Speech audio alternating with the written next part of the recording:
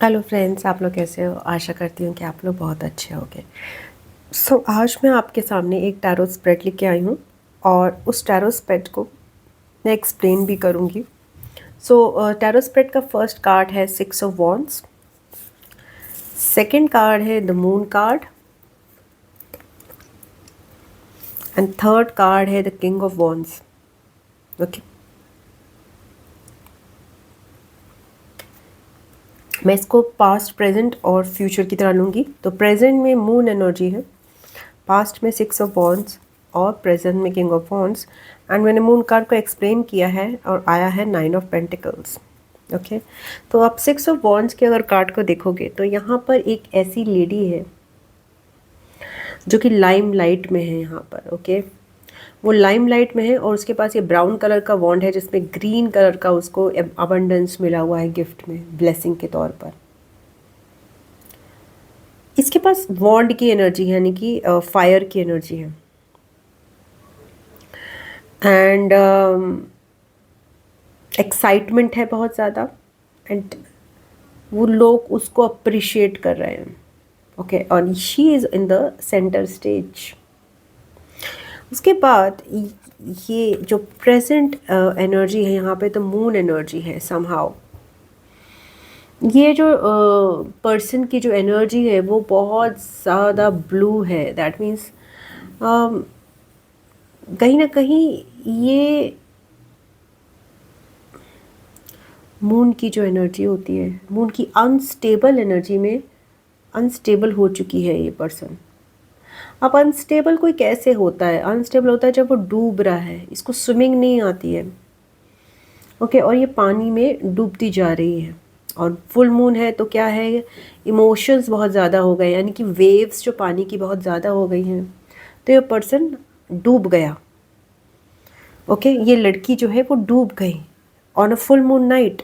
Okay, यही लड़की अगर आप इसको देखें तो ये लड़की जब रोशनी थी आर्टिफिशियल स्टेज की और लोगों की प्रेजेंस थी, तो ये बहुत ज़्यादा हाई एनर्जी में थी। और यही सेम लड़की फुल मून नाइट में, जिसमें ये दो वो क्रोकोडाइल बोल रही हूँ, दो जो हैं जैकॉल्स टाइप के, ये ग्राउल कर रहे हैं इस फुल मून नाइट में। मून का मतलब होता है अनस्टेबिलिटी, मून का मतलब होता है वैक्सिंग एंड वेनिंग। ओके, उसमें वो डूब गई इस पानी में, बिकॉज ये पानी जो है उसकी वेव्स बहुत ज़्यादा अथाह हो गई थी। Okay, she does not know how to come to the surface. Blessings यहाँ पर भी मिल रही हैं, अगर आप देखोगे डॉट्स के फॉर्म में ब्लेसिंग्स, मून की ब्लेसिंग्स भी हैं। बट इमोशंस में वो बंदी डूब गई है, वो खो गई है कहीं पर। ओके ओके, एंड लॉस्ट हो गई है। उसको क्लियर नहीं है कि कैसे बाहर निकलना है यहाँ से। ओके, डार्कनेस बहुत है यहाँ पर। थर्ड आता है कार्ड किंग ऑफ वॉन्ड्स का। यहाँ पर भी वॉन्ड की एनर्जी है, बट ये जो वॉन्ड है वो ग्रीन है। सो ये जो पर्सन है, इसके सामने कोई क्राउड नहीं है, इसके सामने कोई क्राउड नहीं है। ये एक रेगिस्तान में है। ओके, दिस ही वो कोई स्टेज पर नहीं खड़ा हुआ, वो बहुत ही बंजर ज़मीन पे खड़ा हुआ है, बट उसके अंदर बहुत ज़्यादा पावर है। ऐसा लग रहा है कि लायन उसका ही पेट एनिमल है, उसको लेके चल रहा है। उसने लायन को भी पेट बना लिया अपना, या फिर वो लायन को ही रिप्रेजेंट कर रहा है। जैसे कि लायन जंगल का राजा होता है, वैसे ही रेगिस्तान का राजा बना हुआ है विदाउट एनी पर्सन्स। अब इसमें इतना स्टेमिना है कि इसको लोगों की भी ज़रूरत नहीं है कि ये वो प्रूव करे, या इसको सेंटर स्टेज की भी ज़रूरत नहीं है। बट पैशन है इसमें, और ये अबंडेंस ना क्रिएट कर चुका है, बिकॉज इसका वॉन्ड ग्रीन हो चुका है। इसको अभी अबंडेंस क्रिएट करनी थी 6 ऑफ वॉन्ड्स को, बट लोगों का सपोर्ट चाह रही थी ये, वो मिला इसको। बीच में यहाँ पर एक फेज आया the moon of unclarity, but यहाँ पर एक बहुत बड़ी मैस्कुलिन एनर्जी है। द फेमिनिन से यहाँ पे actually 6 of wands is not feminine energy, it is not.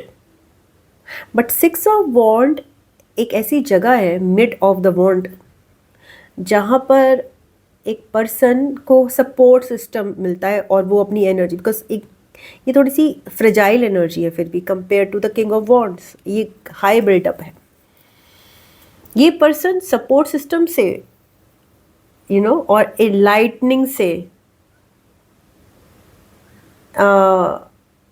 Excite हो रहा है। ओके, उसको ज़रूरत भी है थोड़ी थोड़ी वैलिडेशन की, कह लीजिए आप, क्योंकि क्राउड चाहिए, क्राउड मिल भी रहा है। इसको क्राउड भी नहीं चाहिए, इसके अंदर इंटरनल पावर जनरेट हो गई है, क्योंकि ये फेजेस निकाल चुका है वो। 6 के बाद 7, 8, 9, 10, page of wands, knight of wands, queen of wands and then the king of wands. ये इस स्टेज पर पहुंच चुका है, बहुत सारे फेजेस पार करके ये वो स्ट्रॉन्ग फील्ड में आ चुका है, जहाँ पे इसको क्राउड की भी ज़रूरत नहीं है। Internally knows that he is powerful, he has the power of the lion. Nobody is needed to validate because he feels like that. बीच में ये मून का फेस, अनक्लैरिटी का phase, that is a life का part, because moon is the 18 number and it comes after 17, 18, 19. I think it comes after which card?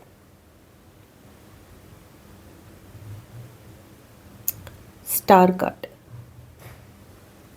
It comes after the star card. So moon energy से पूरा affected person, कोई person moon energy से पूरा affected है, पूरा डूब गया है। Okay, so moon is instability actually, ungrounding। तो यहाँ पर मैंने क्लैरिफिकेशन के लिए लिया तो वो कार्ड आया द 9 ऑफ पेंटिकल्स। तो 9 ऑफ पेंटिकल्स एक ऐसा पर्सन है जिसको मैंने मून एनर्जी से एक्सप्लेन किया। ओके, सो मून एनर्जी बोल रही है डूबना, एंड उस डूब के सरफेस पे नहीं आ पा रहा, क्योंकि कहीं ना कहीं अर्थ एलिमेंट से, यानी कि मटेरियल चीज़ों से वो कनेक्ट नहीं हुआ। यहाँ पर 9 ऑफ पेंटिकल्स बहुत सारी अबंडेंस से कनेक्ट हो रही है, बहुत ग्राउंडेड एनर्जी में जा रही है। इसका कलर वाइट है। White is purity, white it doesn't mean passion. ये प्योरिटी का प्रतीक है, वर्गो एनर्जी का प्रतीक है, कन्या राशि, सेलिबेसी, बट ये अर्थ एनर्जी से कनेक्ट हो रही है। Okay, birds are also communication. Okay, pigeon अगर माने इसको, तो ये कम्युनिकेशन का प्रतीक है। ये अबंडेंस से टच कर रही है, उसको टच करके ये अपने आप को ग्राउंड कर रही है। आपने देखा होगा यहाँ पर ये भी लड़की अपने हाथ ऊपर किए हुई है, एंड हाथ ऊपर करके वो ऊपर की एनर्जी से कनेक्ट हो रही है। ये लड़की भी ऊपर करके ऊपर की वाइन से कनेक्ट हो रही है।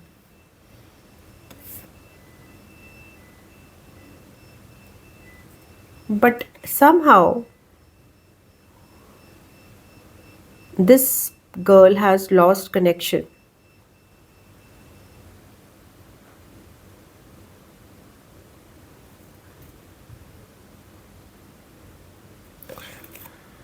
यहाँ पर ये पर्सन जो है ये अपनी ही एनर्जी में, इसने अपनी एनर्जी को स्टेबलाइज कर लिया है बहुत कुछ, बिकॉज इसके हाथ तो पॉकेट में है, इसका लेफ्ट हैंड पॉकेट में है एंड राइट हैंड इसने वॉन्ड पकड़ा है। दैट मीन्स ये कहीं ना कहीं अपने में ही इनबिल्ट कॉन्फिडेंस, पॉकेट में हैंड जो है आपका इनबिल्ट कॉन्फिडेंस दिखाता है। ये 6 ऑफ वॉन्ड्स मोर और लेस एक्साइटमेंट दिखाता है, विनिंग, विक्ट्री दिखाता है। बट अब ये विक्ट्री से भी परे आ गया है किंग ऑफ वॉन्ड्स। तो ये बीच का फेज भी कहीं ना कहीं आया होगा। ये लाइफ का बहुत इंपॉर्टेंट फेज है, द मून कार्ड, जिसमें आप पूरी तरह से डूब जाते हो अनक्लैरिटी में। जब आप पूरी तरह से अनक्लैरिटी में डूब जाते हो, ऐसे इमोशंस होते हैं जो आपको रास्ता नहीं दिखाते। उस डूबते व्यक्ति को यहाँ पे सहारा किस चीज़ का मिल रहा है? नेचर का। नेचर ही हमें उस समय प्रोटेक्ट कर रहा है। ओके, सो ये जो जर्नी है from the 6 of Wands to the King of Wands, it needs some grounding by nature in between, because excitement है ना, वो एक्साइटमेंट कभी कभी डिप्रेशन में भी चेंज हो जाता है. These are emotions, these are just emotions. So emotions को बैलेंस करना है हमें. तो हमें नेचर से कनेक्ट करना है. फॉर एग्जाम्पल ये वाइट कलर और इसका वाइट कलर और ये कनेक्शन बीच में इसका बर्ड से, सो कहीं ना कहीं एनर्जेटिक ट्रांसफ़र है of purity, of calmness.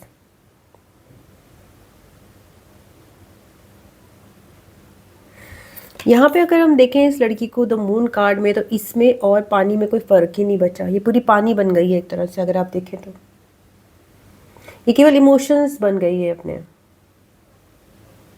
That's why she swing. और पानी ब्लू कलर का है. It's not even white, it's very blue. Blue, dark blue, lots of intuitions.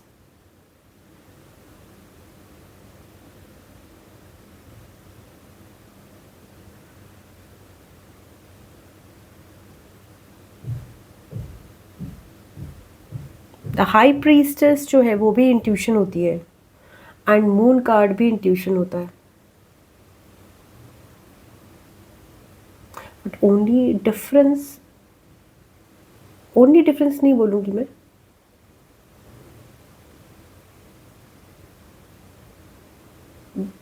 The difference is कि यहाँ पर एक तरह से बोल दिया जाए तो इंफॉर्मेशन ओवरलोड हो रहा है. ये पर्सन जो है लोडेड है इंट्यूशन से, गाइडेंस से, बट उसका कोई सिग्निफिकेंट मीनिंग नहीं निकाल पा रहा है ये पर्सन, बिकॉज ये स्वेड भी है बाय द मून. और ऐसे में उसको हेल्प चाहिए नेचर की, जो उसको उसके पैरों पे खड़ा कर सके वापस.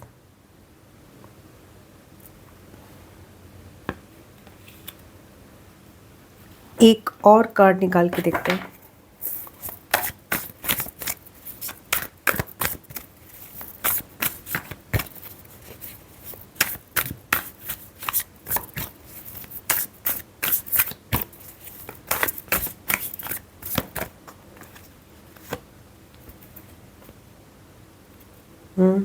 अगेन स्ट्रेंथ आया. ये भी फायर का कार्ड है और ये है number 8 and moon is number 9. तो ये जो लड़की है ये अगेन यहाँ पर फायर वाइट कलर में डिनोट हो रही है, जो ब्लूइश में वाइट कलर में डिनोट हो रही है. इसने ना कहीं अपने कलर्स चेंज किए हैं.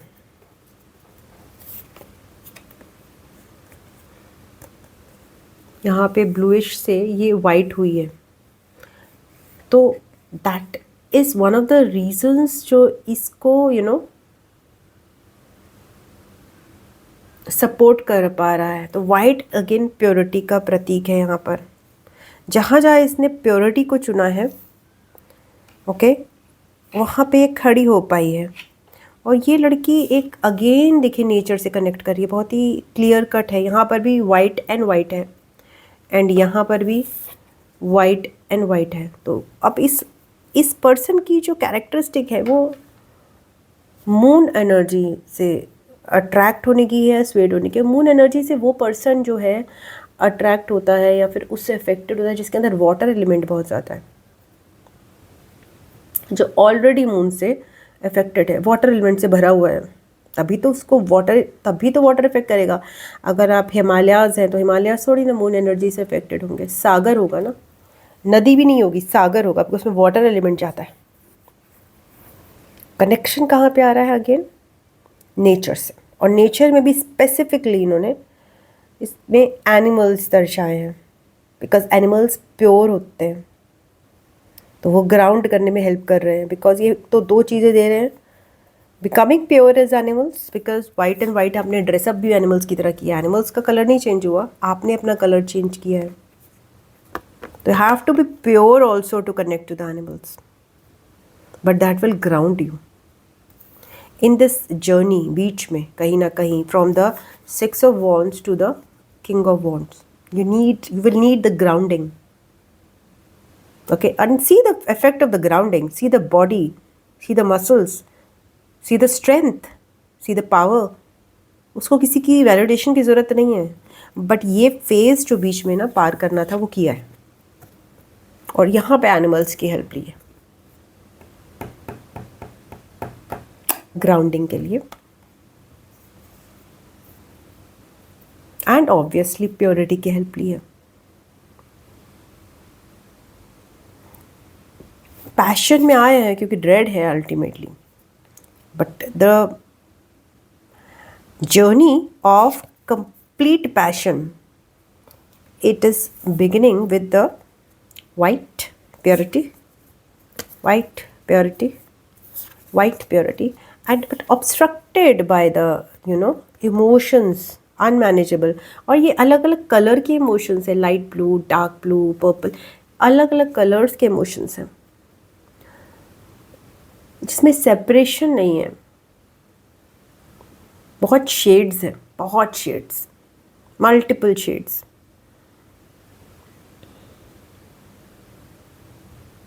बट वाइट के कितने शेड्स होते हैं? White is calmness, and achieve करने का तरीका बहुत सिंपल है. Just connect to an animal, just connect to an animal. That उनके कुछ शेड्स नहीं होते हैं. They are in but particular emotion. Their emotion is pure. When they are barking they are barking, when they are quiet they are quiet. They are not having drama of emotions. They are never in this state. Because अगर आप यहाँ पर भी देखोगे तो दो तरह के एनिमल्स हैं यहाँ पे, ब्लैक एंड वाइट. एक भौंक रहा है जो कि ब्लैक उसमें है और एक वाइट में है, तो क्लियरली दिखाया गया है. तो they are carrying only one energy at a time.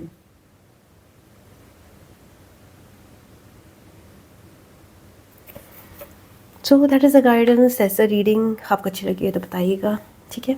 God bless you, bye bye.